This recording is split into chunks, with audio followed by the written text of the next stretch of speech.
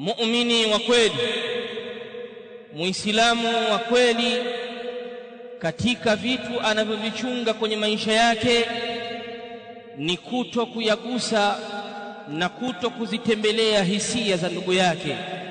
Katika mambo ambayo anapambana nayo muislamu katika kuitafuta akhira yake na kutafuta malipo ya Mola wake, na kwa kufuata sunna za mtume wake sallallahu alayhi wa alihi wasallam, anajichunga sana muumini huyo kuto kuyagusa mahisia au kuto kuyagusa mahisio yanayoweza kumuumiza ndugu yake.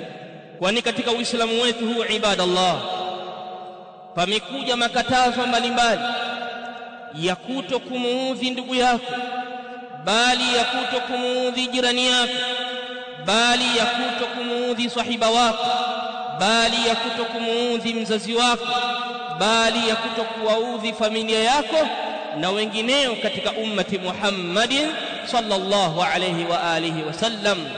أخرج الإمام أحمد في مسنده، وأخرج كذلك الإمام البزار، وصححه العلامة الألباني رحمة الله تبارك وتعالى عليهم جميعا، حديث أبي هريرة.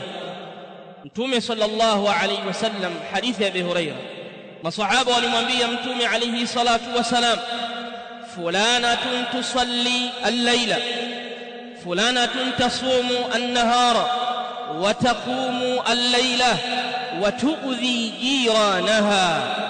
mwanamke mmoja ni katika wanawake waliokuwa wema, anafunga wakati wake wa usiku, lakini si anafunga wakati wake wa mchana, na anasimama wakati wake wa usiku, kwa maana kwa ibada na sala, na mchana akikithirisha ibada ya siyam. Lakini mwanamke huyu tuudhi jiranaha, anamuudhi na anamfanyia ubaya mno jirani yake.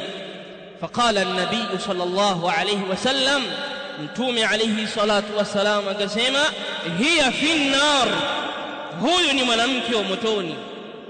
Haya ni makatazo ya wazi yanayoonyesha ya kwamba muislamu wa kweli hawezi akamuudhi jirani yake, bali achilia mbali jirani, wale ndugu zake wa karibu, jamaa zake, masahiba wake. Katika mambo anayoyachunga muumini wa kweli ni kuzichunga hisia za ndugu yake. Asifikie ndugu yake muumini anaumia, asifikie ndugu yake muislamu anakasirika kutokamana na kauli yake, kutokamana na vitendo vyake. Ibadallah,